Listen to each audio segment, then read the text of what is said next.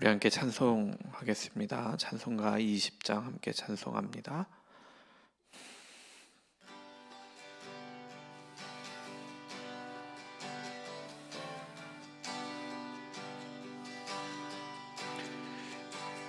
그 영광 중에 계신 주 나 찬송합니다.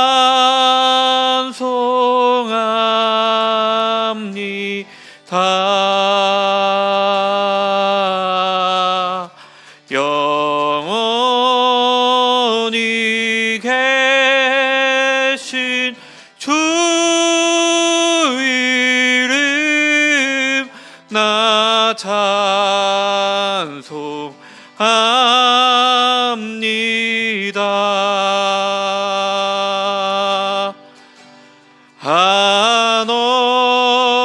한없이 크신 능력을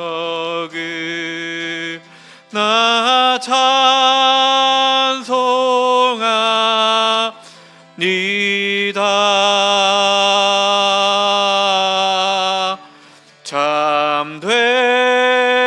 참되고 미쁜 그 언약 나 찬송합니다.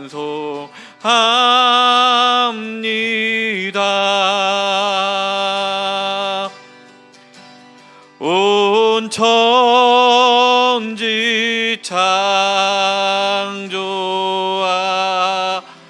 창조하시던 그 말씀이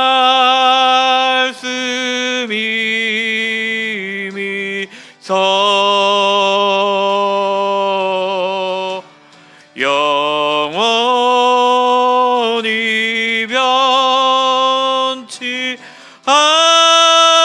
않는 줄 나 믿사옵니다.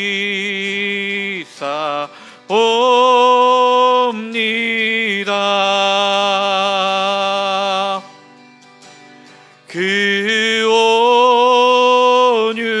온유하신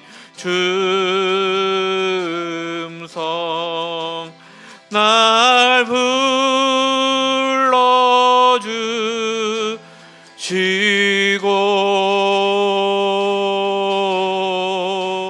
그 품에 품어 주시니 나 찬송합니다.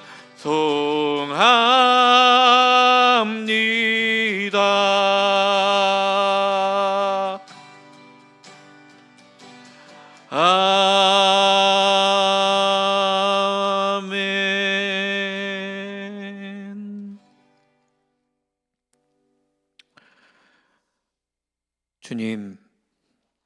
주님은 찬양 받으시기에 합당한 분이십니다. 영광의 주님이 우리를 찾아오셨고 나와 함께 하시겠다 말씀해 주시니 감사드립니다. 그리고 그 영광의 주님께서 우리를 위해 십자가에 달려 죽으셨습니다. 그 은혜가 우리에게 얼마나 큰지 모르겠습니다. 하늘의 영광으로 하늘에 계셔도 되는 주님께서 낮은 곳으로 찾아오셨습니다. 그 은혜에 진심으로 감사드립니다. 우리의 평생에 주님께 감사 찬양을 하는 삶이 되게 하여 주시옵소서. 우리에게도 영광스러운 날들을 약속해 주셨습니다. 그 말씀을 기억하며 우리도 주님의 길을 가는 우리가 되게 하여 주시옵소서. 이제 주님의 말씀을 봅니다. 주님의 말씀이 나에게 말 걸어오는 시간 되게 하여 주시옵소서. 아멘으로 화답하며 우리가 살 수 있도록 인도하여 주시옵소서. 예수 그리스도의 이름으로 기도드렸습니다. 아멘. 오늘 저에게 허락하신 말씀은 마가복음 9장 2절부터 13절까지 말씀입니다.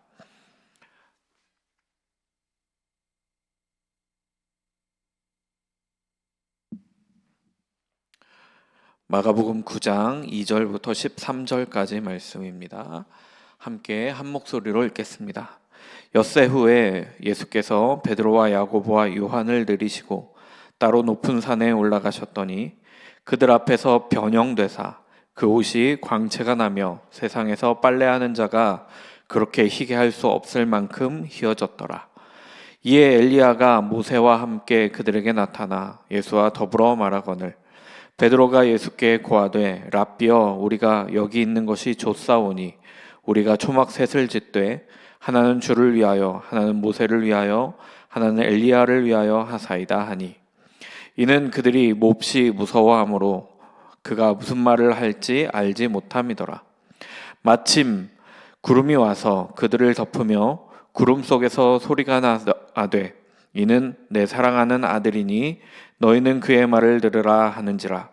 문득 들러보니 아무도 보이지 아니하고 오직 예수와 자기들 뿐이 없더라.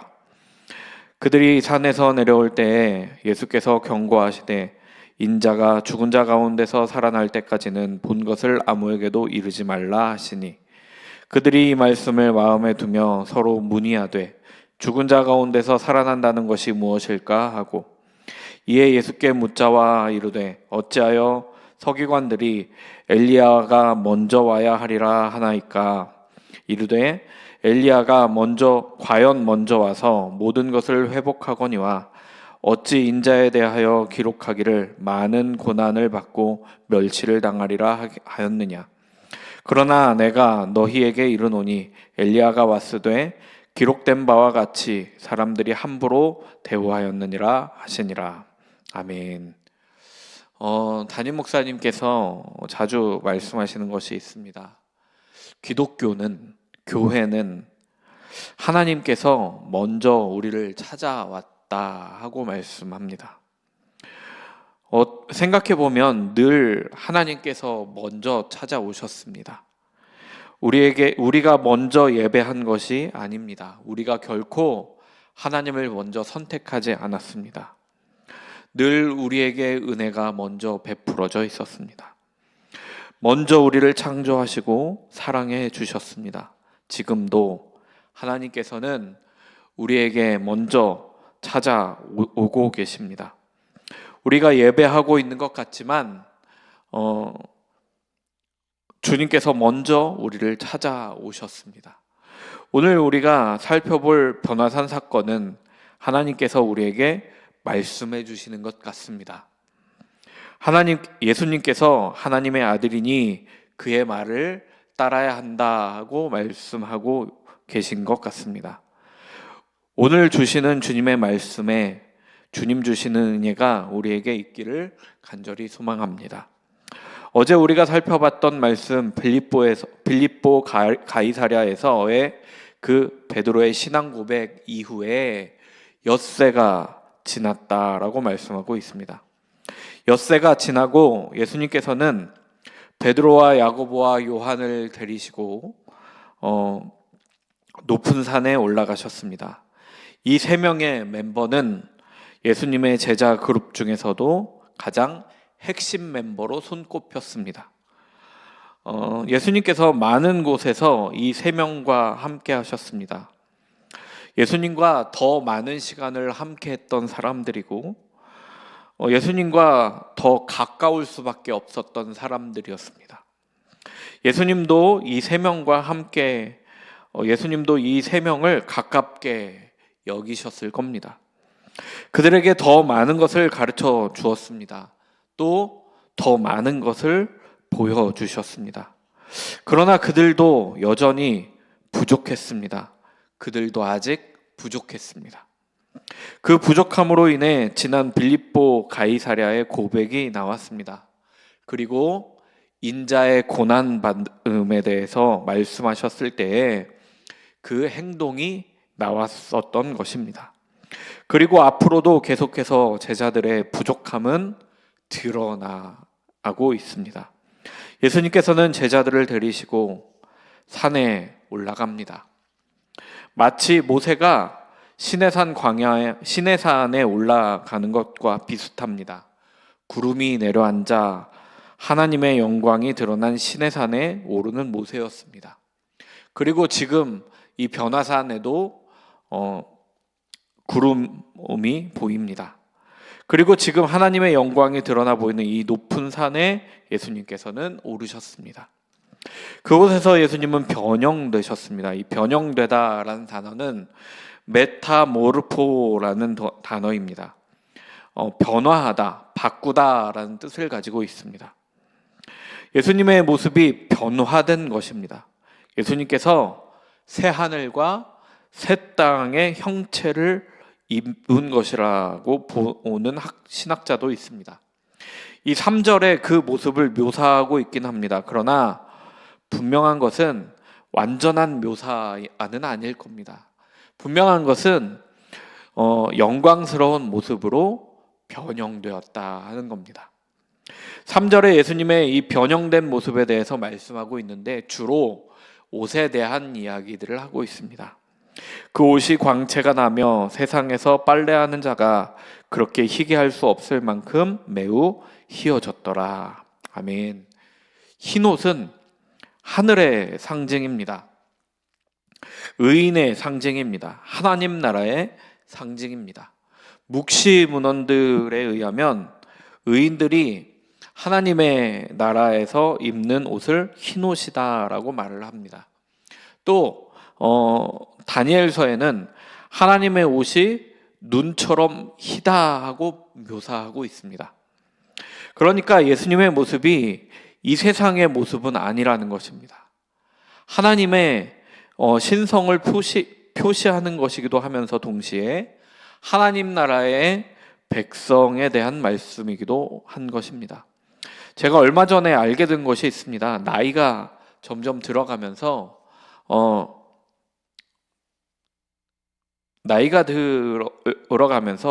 화면에 검정색 배경에 흰 글씨가 나오면 눈이 부시다고 합니다.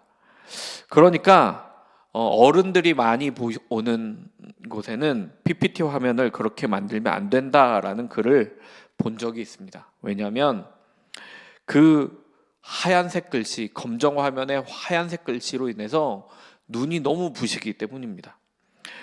그러니까 예수님께서 입으셨던 옷이 지금 옷의 하얀색, 흰색에 대한 말씀을 하고 있는데 세상에서 볼 수 없는 흰색이기에 눈이 매우 부셨던 것은 아닐까 싶습니다. 하나님의 나라에서 의인이 입는 옷이라고 말씀드렸던 것처럼 예수님의 옷은 예수님께 죄가 전혀 없는 것을 뜻하기도 합니다. 세상에서 볼 수 없는 의가 되는 것입니다. 세상 사람들에게서 볼 수 있는 일반적인 의와는 완전히 차원이 다른 이 세상에서 보지 못하던 의인이라는 것입니다. 그렇게 변형되고 이제는 모세와 엘리야가 예수님과 대화하는 것을 보게 됩니다. 역시 어떤 대화를 나누었는지 알 수 없습니다. 그러나 다른 복음서에서는 고난받으실 것에 대해서 말씀을 나누었다 하고 기록하고 있습니다. 우리가 지금 보고 있는 마가복음에서는 엘리야를 모세보다 더 먼저 언급하고 있습니다. 통상적으로 모세를 먼저 언급을 하기 마련인데요. 모세와 엘리야라고 말씀을 하지 엘리야와 모세라고 말씀하지 않습니다. 통상적으로는. 그러나 지금 마가복음에서는 엘리야를 먼저 언급하면서 메시아가 도래하는 때에 먼저 온다고 알려져 있는 엘리야를 언급하며 메시아에 대한 말씀임을 정확히 하고 있는 것입니다. 마가복음은 이 메시아가 도래하는 때를 강조하기 위해서 엘리야를 더 먼저 언급했다라고 신학자들은 이야기합니다. 또한 모세도 메시아의 모형이라고 알려져 있습니다. 그 말씀은 지금 모세와 엘리야 그리고 예수님께서 메시아와 연관되어진 분이라는 이야기가 된다라는 말씀을 드릴 수 있겠습니다. 아니 그들과 함께 대화 나눔으로 인해서 예수님께서 메시아임을 말씀하고 있는 것입니다. 이 더불어 말씀한다라는 단어가 쉴랄레오라는 단어를 썼는데요. 이 단어는 함께 이야기하다, 대화하다, 교통하다라는 뜻을 가지고 있습니다. 공통적인 주제와 서로 소통하고 있는 것이 있다는 겁니다. 그리고 서로 교통하는 것처럼 그렇게 마음이 통하며 그렇게 말씀을 나누고 있다는 겁니다. 예수님께서 메시아임을 드러내 보여주는 증거입니다. 더불어 이곳에 함께 있는 제자들은 세 명으로서 그 세 명이 증인이 될 수 있게끔 이 자리에 함께하고 있는 것입니다.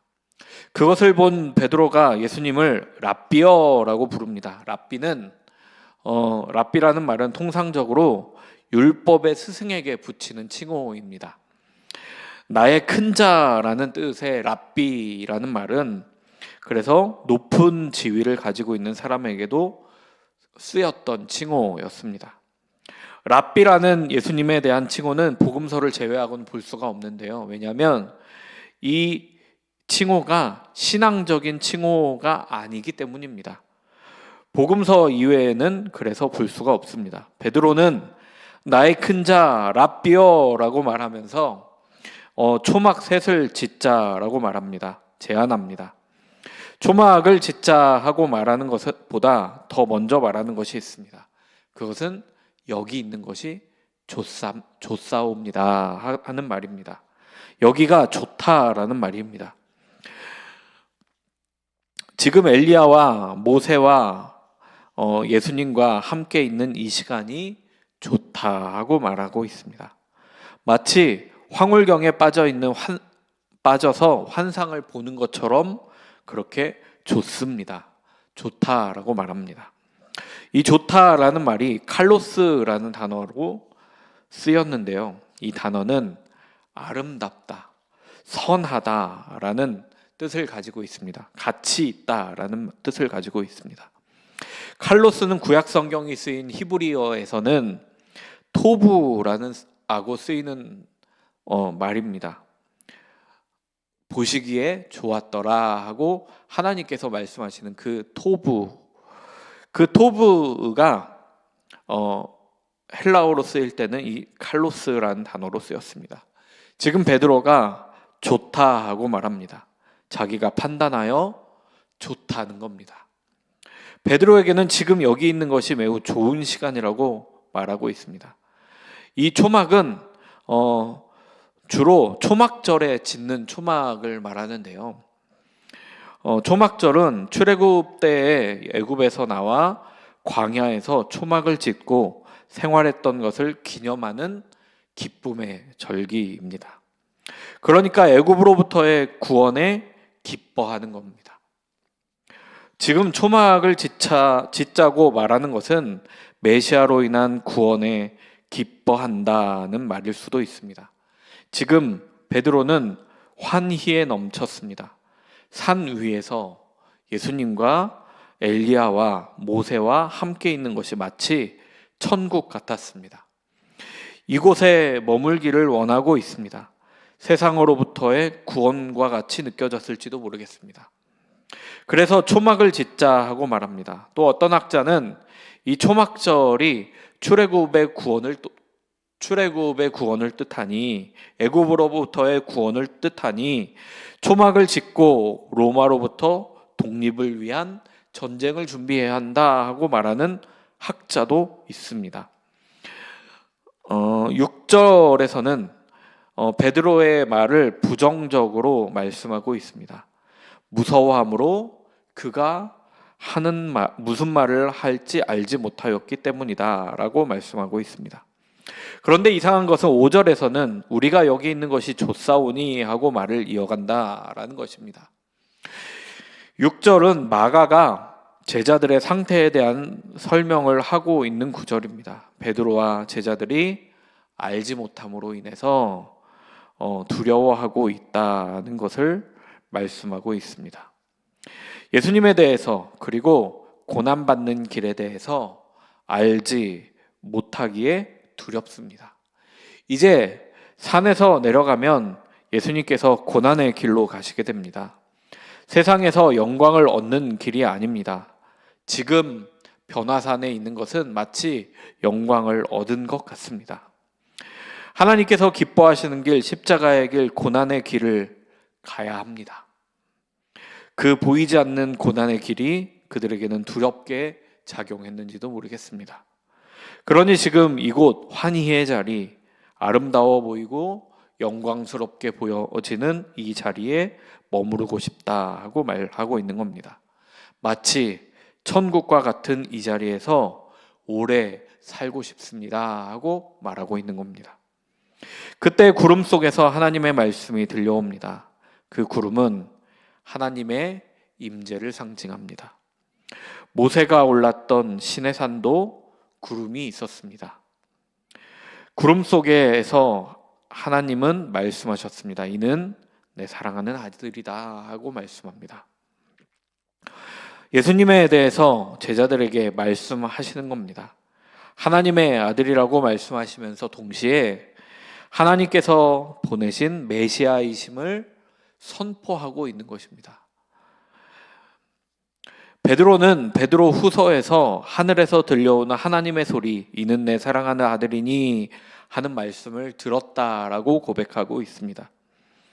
하나님께서는 제자들에게 선포하십니다. 하나님의 아들이라고 선포합니다. 하나님의 아들이라는 말은 메시아라는 말과 같습니다. 그러니까 하나님께서 선택하시고 하나님께서 보내신 메시아라고 말씀하고 있는 겁니다. 그러니 그의 말을 들어야 한다 하고 선포합니다. 예수님의 말씀이 자신과 조금 부딪히더라도, 그 말씀이 내가 생각하는 것과 좀 다를지라도 전혀 걱정하지 않아도 된다고 말씀하고 있는 겁니다. 그의 말을 따르라고 말씀합니다. 앞에서 인자의 고난에 대한 말씀을 들었을 때 베드로가 보였던 반응, 그것으로 인해 하나님께서는 지금 이 말씀을 하고 계신 것 아닌가 싶습니다. 너희가 가지고 있는 메시아에 대한 이해가 틀렸고, 예수님께서 옳으니 예수님의 말씀을 따라야 한다는 말씀입니다. 이 말씀은 우리에게도 들려지는 말씀과 같습니다. 하나님께서 예수님을 하나님의 아들이라고 선포하십니다. 우리는 그분을 믿어야 하고 예수님의 말씀을 따라야 합니다. 하나님의 아들로 보내신 분임을 믿기에, 메시아 그리스도로 믿기에 그 말씀을 따라야 합니다. 예수님의 말씀이 베드로와 요한과 야고보에게 들려온 뒤에, 그 뒤에는 다른 사람은 아무도 보이지 않았습니다. 자기들과 예수님밖에는 보이지 않았습니다. 예수님과 함께 있던 모세와 엘리야도 없었습니다. 이제 산에서 내려가야 합니다. 영광스럽고 아름답게 여겨졌던 그 산 위에서 현실로 돌아가야 합니다. 이제 고난의 길을 가는, 하나님께서 보여주셨던 길을 가는 자리로 돌아와야 합니다. 예수님께서는 그들에게 다시 한번 말씀하십니다. 마치 빌립보 가이사랴에서 주는 그리스도십니다 하고 고백했을 때 베드로와 제자들에게 아무에게도 그 말을 하지 말라 하고 경고하셨던 것처럼, 지금도 예수님께서 죽은 자 가운데서 살아나실 때까지 지금 본 것, 들은 것 아무것도 이르지 말라 하고 말씀합니다. 이 말씀을 하지 말아야 하는 이유도 똑같습니다. 이 산 위에서 보고 들은 것은 어쩌면 제자들이 그렇게 고백하고 있는 것보다 더 확실한 증거이기 때문입니다. 예수님께서 메시아라는 것을 더욱 밝히 드러내 보여주고 계시기 때문입니다. 그러나 어제와 마찬가지로 많은 사람들이 메시아에 대해서 여전히 오해하고 있기 때문에 경고하십니다. 왕이 되는 메시아, 독립을 시킬 메시아로 생각했습니다. 정치적이고 군사적인 메시아로 오해할 것이 뻔했기 때문입니다. 그래서 예수님께서는 사람들에게 말하지 말라 하고 말씀합니다. 죽은 자 가운데서 살아난다라는 말씀은 부활을 말씀하는 것인데, 그때 이제 오히려 예수님께서 메시아임을 밝히고 복음을 전해야 하는 때입니다. 예수님께서 부활하신 뒤에는 그렇습니다. 그때는 오히려 복음의 증인이 되어 예수님께서 메시아이심을 밝히고 세상에 널리 전해야 합니다. 예수님께 있음이 곧 생명이며 죄로부터의 구원임을 제자들은 선포하여야 합니다. 그러나 제자들은 알지 못했습니다. 여전히 이해하기가 어려웠습니다. 이해하지 못했습니다. 그들은 부활의 때가 되었을 때 모든 사람이 깨어나는 일반적인 부활을 믿었습니다. 그래서 다시 사는 것이 무슨 뜻일까 하고 고민했습니다. 그것은 나사로가 죽었을 때 마르다가 했던 말이기도 합니다. 마지막 날 부활 때에는 다시 살 줄로 알고 있다 하고 말하는 것을 보면 부활을 믿고 있는 사람들이 꽤 있었다는 것을 알 수 있고, 또 그들이 믿는 부활은 마지막 날에 부활하는 일반적인 부활을 믿었다는 것을 알 수 있습니다. 그러나 예수님께서는 모든 사람의 부활이 아닌 예수님께서 부활하시는 사건을 말씀하고 있는 것입니다. 죽으신 뒤 3일 만에 부활하시는 그 사건을 말씀하고 있습니다. 그들은 여전히 알아듣지 못합니다. 무엇인지 몰라 의논합니다. 그러나 긍정적인 것은 10절 전반전의 말씀입니다. 저희가 이 말씀을 마음에 두었다 하고 말씀하고 있습니다. 여기 마음에 두다는 단어는 크라테오라는 단어를 썼는데요. 힘을 써 붙잡다, 간직하다라는 뜻을 가지고 있는 단어입니다. 우리도 이랬으면 좋겠습니다. 잘 믿어지지 않을 때도 있습니다. 의심이 될 때도 있습니다. 의심이 많이 될 때도 있습니다. 그러나 말씀을 마음에 두는 우리 모두가 되기를 소망합니다. 말씀을 마음에 간직하는데 꽉 붙잡는, 그 말씀을 꽉 붙잡아서 마음에 두는 저와 여러분이 되기를 간절히 소망합니다. 제자들은 이제 질문합니다. 엘리야가 먼저 오는 것에 대해서 질문합니다. 이 질문은 메시아의 나라가 도래할 때에 그때에 대한 서기관들의 가르침, 서기관들의 말이었습니다. 여기 메시아의 때에 대한 서기관들의 말은 여전히 군사적인 왕국, 군사적인 정치적인 메시아를 뜻하는데, 제자들의 질문은 거기서 여전히 벗어나지 못하고 있는 겁니다. 엘리야가 왔습니까? 하고 묻습니다. 예수님도 대답하십니다. 과연 먼저 와서 모든 것을 회복했다 하고 말씀합니다. 이 말씀은 말라기 4장 5절과 6절 말씀에서 나온 말씀입니다. 서기관들의 가르침도 여기에서부터 왔습니다. 제가 한번 읽어드리겠습니다. 보라, 여호와의 크고 두려운 날이 이르기 전에 내가 선지자 엘리야를 너희에게 보내리니 그가 아버지의 마음을 자녀에게로 돌이키게 하고 자녀들의 마음을 그들의 아버지에게로 돌이키게 하리라. 돌이키지 아니하면 두렵건대 내가 와서 저주로 그 땅을 칠까 하노라 하시니라. 아멘. 엘리야는 하나님의 뜻을 알리는 사람입니다. 선지자입니다. 그가 와서 회복시킨다는 것이 아닙니다. 회개를 외치고 그 후에 메시아가 와서 회복시키십니다. 그는 다만 메시아의 길을 평탄케 하는 겁니다. 엘리야는 메시아의 길을 평탄케 하고 회개를 선포하는 것입니다. 엘리야에 대해서 말씀하시면서 동시에 질문하십니다. 어찌 인자에 대하여 기록하기를 많은 고난을 받고 멸시를 당하리라 하였느냐 하고 예수님께서는 제자들에게 물으십니다. 그리고 13절에 이어서 대답하십니다. 제가 읽어드리겠습니다. 그러나 내가 너희에게 이르노니 엘리야가 왔으니 기록된 바와 같이 사람들이 함부로 대우하였느니라 하시니라. 아멘. 예수님께서는 예언되어진 엘리야가 세례 요한이라고 말씀하고 있는 것입니다. 그가 와서 먼저 회개를 선포하고 예수님의 길을 예비하였습니다. 사람들은 세례 요한을 엘리야라고 생각하지 않았습니다.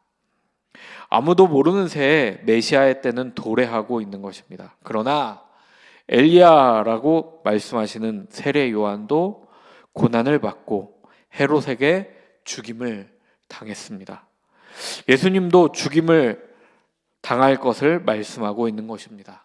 또 그 말은 어떤 이들에게는 예수님을 받아들이기 이전에 제자들을 통해서 복음을 듣게 될 터이니 제자들이 복음을 듣는 사람들에게는 엘리야가 될 수도 있겠다 생각되어집니다.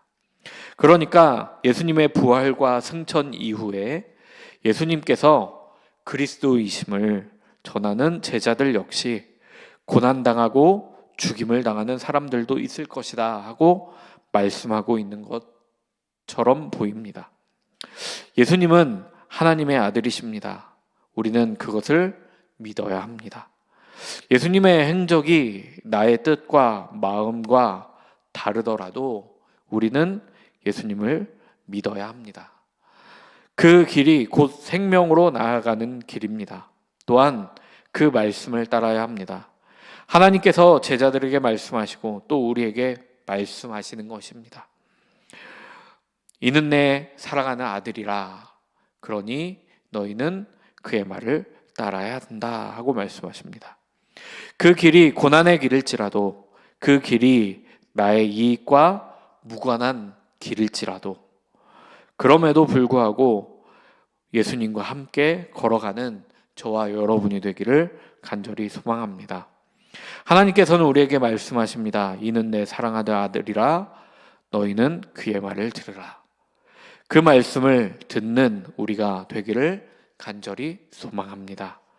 오늘은 기도합니다. 어린이 교회, 청소년 교회를 위해서 기도해 주시고 또 오늘 있을 수요 예배를 위해서 함께 기도 부탁드립니다.